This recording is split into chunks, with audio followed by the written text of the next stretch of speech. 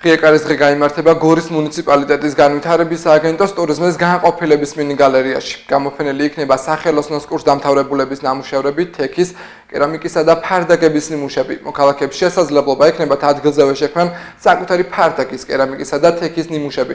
ასევე მსურველებს შეეძლებათ ახალი კურსისთვის რეგისტრაცია ადგილზე გაიარონ. ღონისძიება პარასკევს 4 ივლის 19 საათიდან დაიწყება გარდენ-მოლში.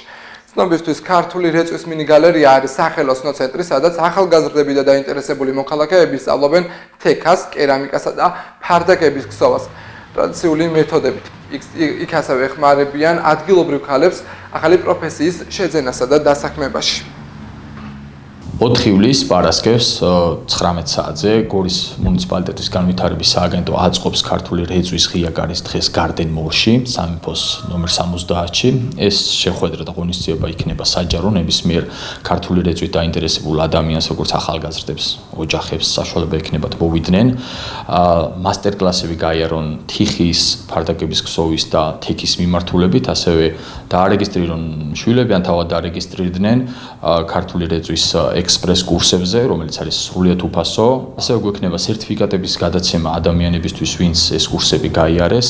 როგორც მოგეხსენებათ, ჩვენ 2 წლის განმავლობაში ვატარებთ უფასო კურსებს გორში მცხოვრები როგორც ახალგაზრდებისთვის, ასევე იმ ქალებისთვის, ვინც არ მუშაობენ და მაქსიმალურად ვცდილობთ, რომ ახალი პროფესიის დაუფლებას და დასაქმების ხელშეწყობას შეუწყოთ ხელი. ასე რომ მოგბრძანდით და მიიღეთ მონაწილეობა საინტერესო ღონისძიებაში.